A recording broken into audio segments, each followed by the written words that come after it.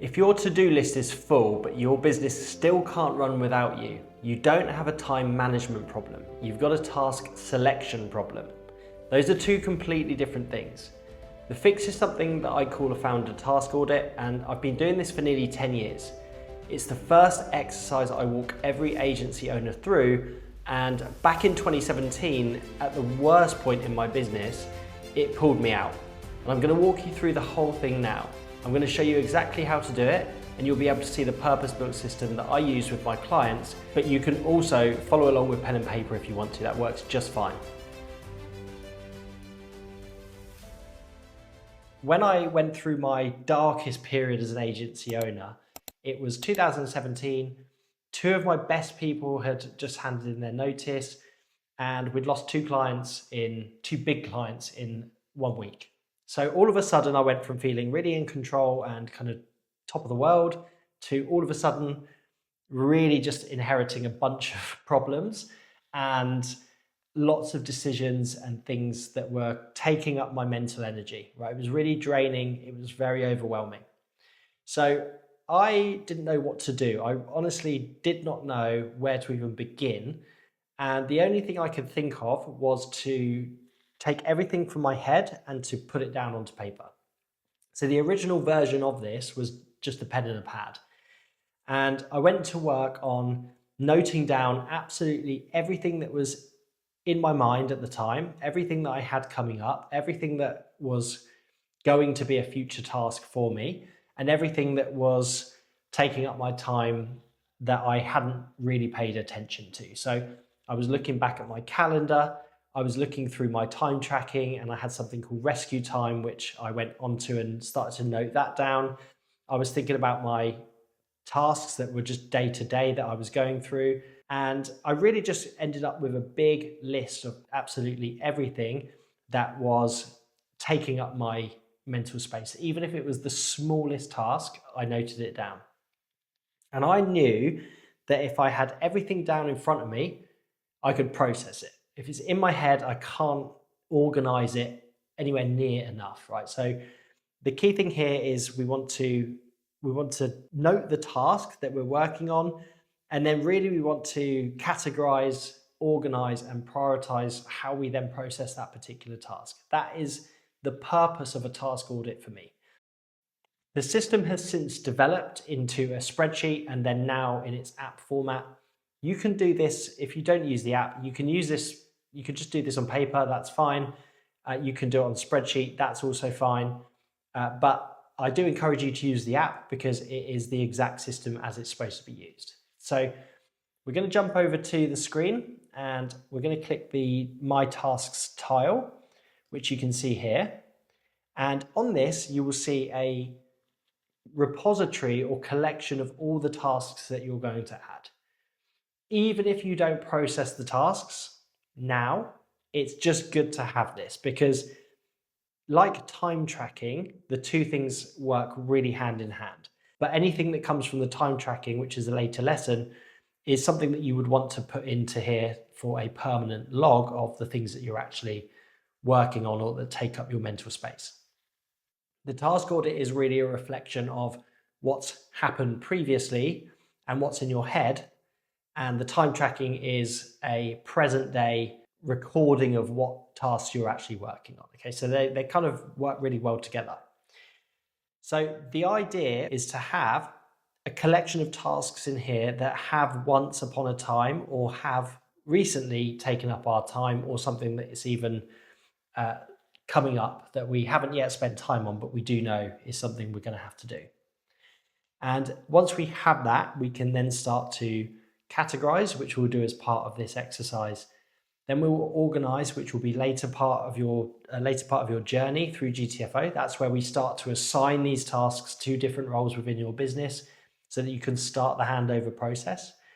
And ultimately, we then want to prioritize which ones we work on first. So that's looking at some of the criteria in here to make that decision easier.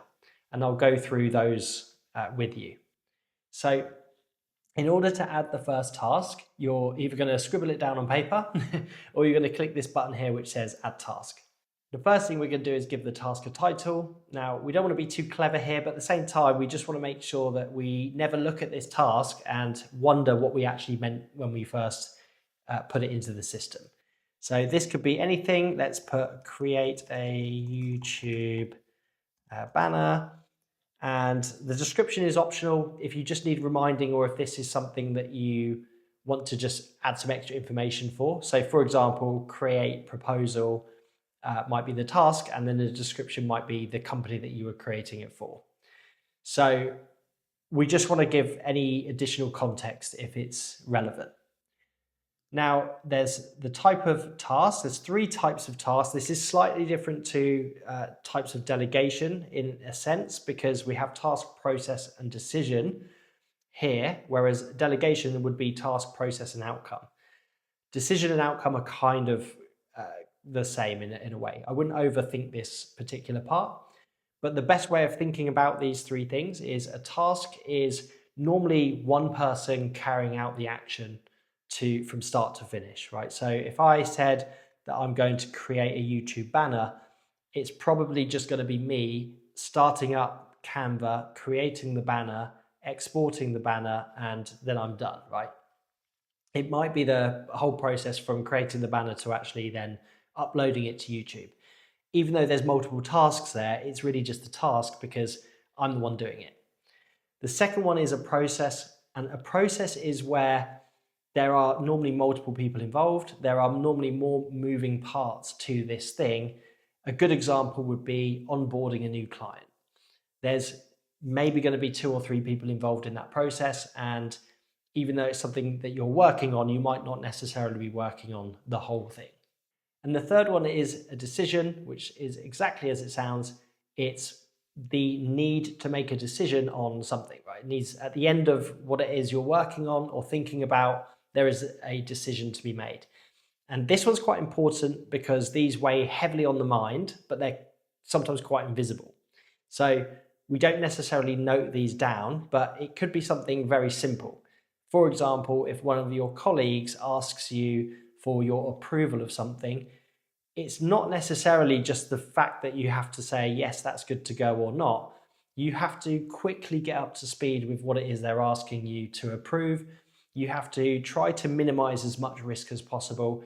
And there's this really condensed amount of mental energy that gets put into that one approval process to come to a decision. So these are really something to take note of and to spend a lot of time thinking about in terms of the decisions that you make within your business. Think of them when you have to make a decision, note it down and label it as such. The next part of this is 5 boxes, split into 5 boxes. There's urgency and importance, which is part of the Eisenhower matrix. And what this says is urgent tasks are things that have a deadline associated to them, and there is a consequence to hitting that deadline or not hitting it. So for example, if you don't submit your proposal by the date that they've set, you might miss out on the work. You're probably going to miss out on the work, right? So there is a deadline associated to it. If you don't meet payday by the date of your when your payroll should be paid, your team aren't going to stick around for too long. They're going to be very unhappy. So there is a consequence to not meeting that deadline. The next one is importance, and this one's quite confusing for a lot of founders because everything feels important at the time. Like when you're dealing with stuff in real time, everything can feel important. But the best way that I've learned to understand whether something is important or if it's not important is really to think about how it contributes towards your overall long-term objectives of your business.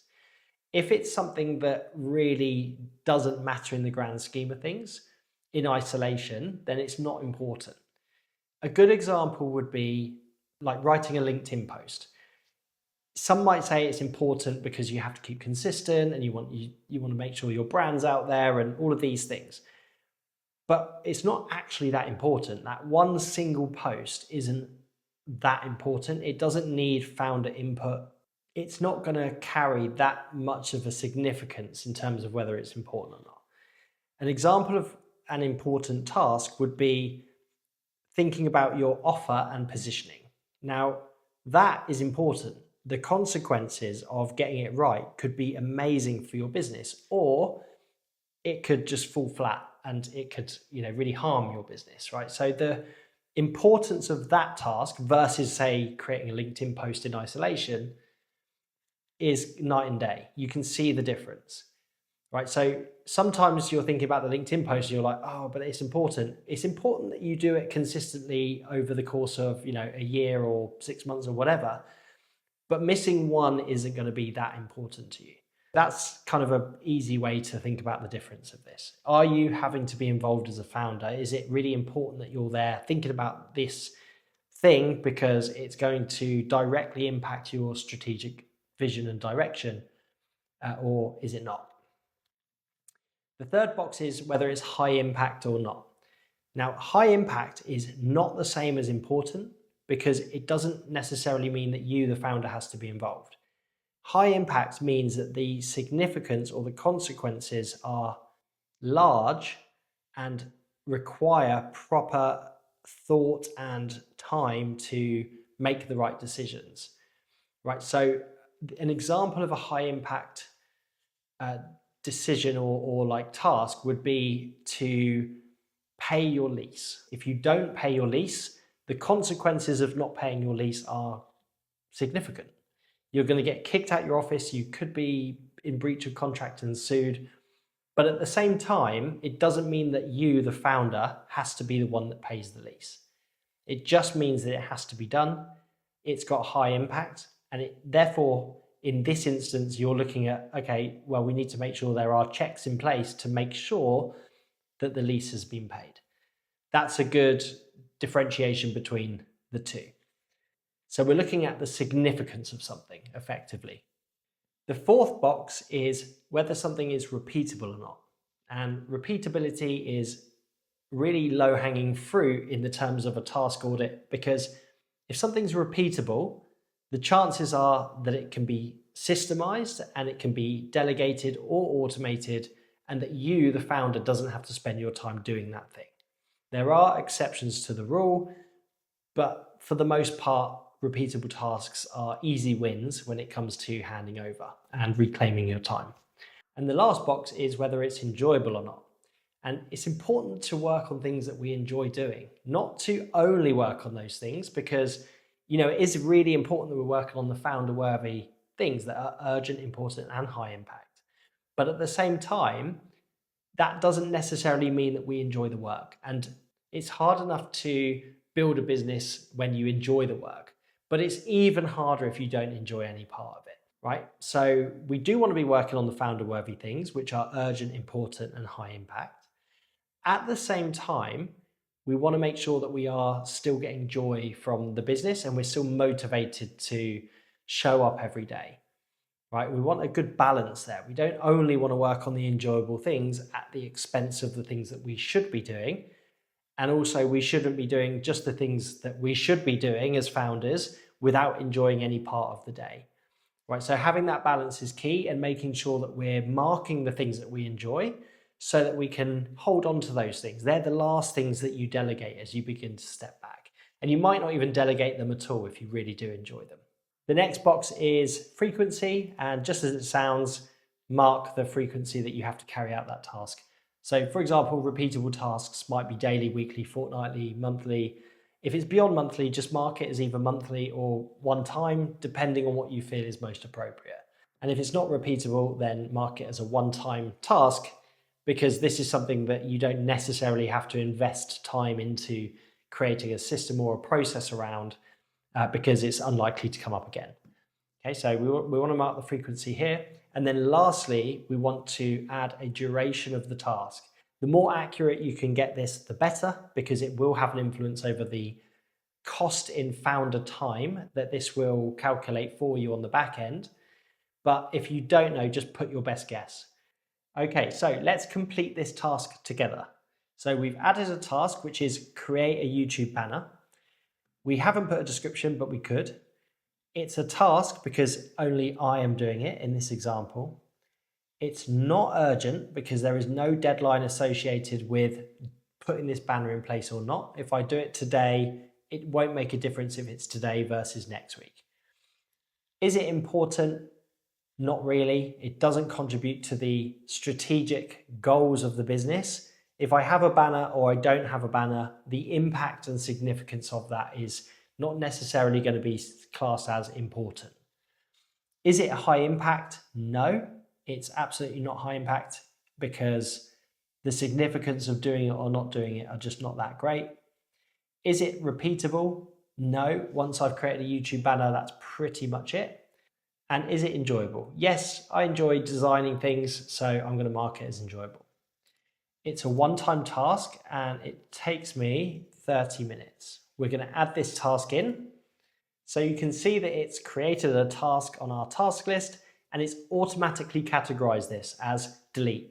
And the reason that is because it's not urgent, it's not important, it's not high impact, and it's not even repeatable.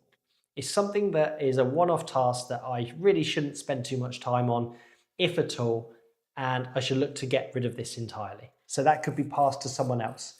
The other thing to consider here is the cost.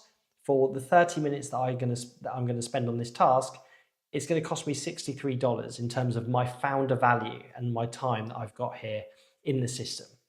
Now, the one thing to note here is that it is enjoyable, which means it's still going to be low priority in terms of when I should get rid of this task, because it brings me joy. So the very fact that I can spend half an hour designing something that's going to give me some extra energy is worth my time if I have the time available to do it, to allow me to enjoy more of my day.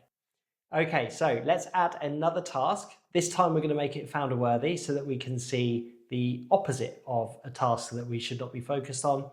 And we're going to do that by adding task again. We're going to create the task title. So in this case, it's going to be setting next year's goals. We're going to add a description if we so wish. I'm not going to do it for this, but again, you might want to add some further context. The type of task is going to be a decision, because what we're doing is setting next year's goals, and that requires some analysis as to what's been going on. It needs some deep thought into what could be achievable, and ultimately we need to come to a decision around what next year's goals might look like. Again, don't overthink this. If it feels like a task to you, just put a task down. It really doesn't matter too much. So is it urgent? Yes. Naturally, it's going to be urgent, because the longer we leave it, the closer it gets to next year, and ultimately we're going to run out of time to be able to put the things in place to achieve next year's goals. Okay, so next up, is the task important? Yes. Setting next year's goals is going to have a direct impact on the performance of the business, right? The strategic goals, the strategic vision of where we are now and where we want to go as a business is going to be impacted by the goals that we set. The morale of the team is going to be impacted by the goals that we set. The budget and how we allocate budget is going to be impacted by next year's goals. So it is fundamentally important to the agency and to the business, and that you are also part of that decision-making process. The importance of this task cannot be underestimated for those reasons. So we're going to mark it as important, and naturally, from all the things I've just said there, it's got a high impact associated with it. The consequences of getting it wrong or making sure that they are motivating goals, achievable, but not too far where it's demotivating because it almost feels impossible. There is a consequence associated to the actual decision, and it's significant. It's going to be something that requires our real attention and deep thought into making sure that we get this right. Right, so we've ticked the 3 boxes that make it founder worthy. So is it repeatable? It is, but it's every year. So it's not really something that we want to be too focused on. You could add here like create next year's goals and maintain them, or update against them. You might make that its own task. It really, again, doesn't matter too much. I would try to stick to just one thing per task, because you might be able to delegate one particular part of a task or process as opposed to another part. So if you bundle it all in as one, it can be difficult to break up into smaller parts. So is it repeatable? No. In this case, it's a one-time thing. And lastly, is it enjoyable? Yes, I really enjoy this part of business, and I think most founders do. The fact that you start a business, means that you have surely some joy in focusing on, where you want to get to, having a goal in mind, setting the direction of travel, and allowing that to motivate and inspire you and your team to achieve those goals. So for me, it's enjoyable. Frequency is one time, because we've already said that it's something that we just do every year. And then lastly, how long are we going to spend on the task?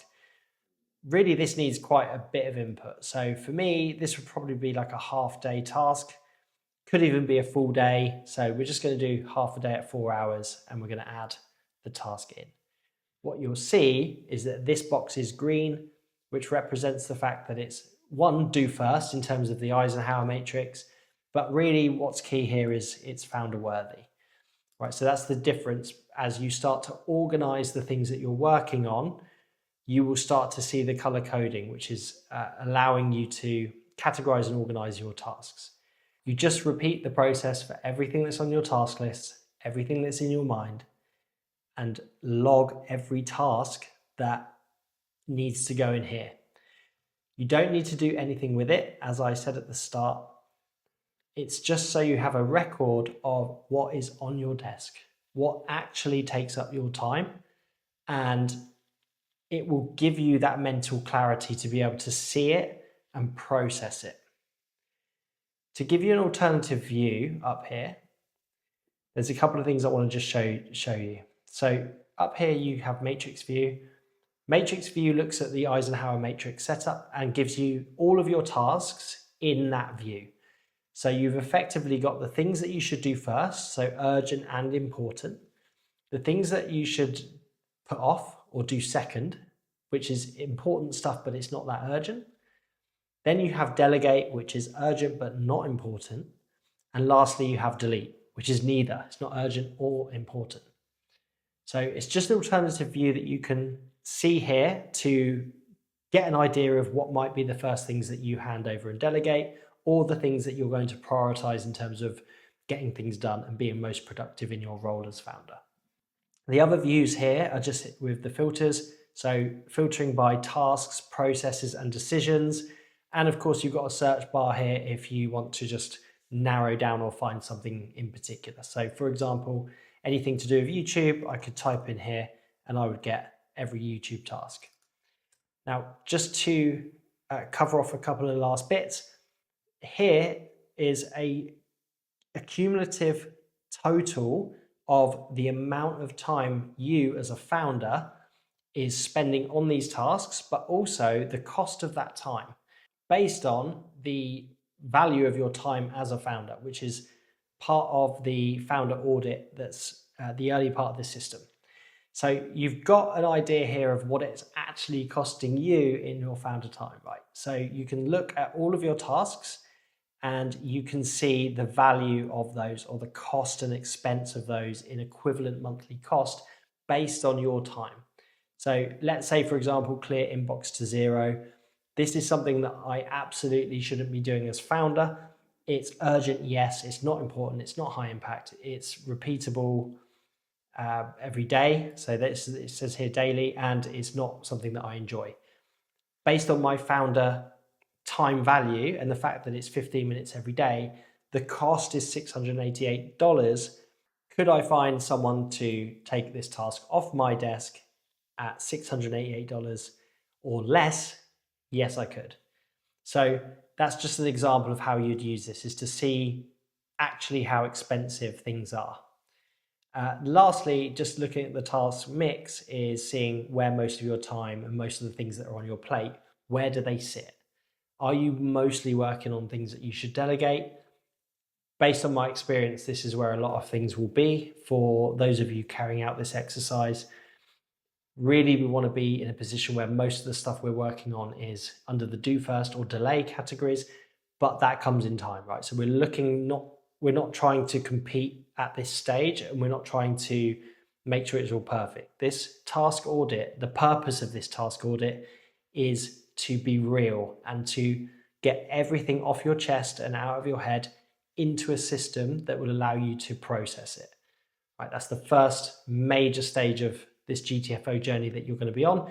To build a profitable agency that works without you requires the self-awareness to understand what it is you're actually working on, right? And then start to then dish that out accordingly to the resources that you have available to you.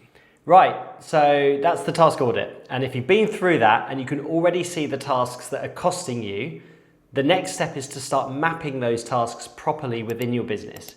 And no, I don't mean delegating to Tina or John. Watch this video next to see why you shouldn't run a people-first business, and I'll see you on the next one. Cheers.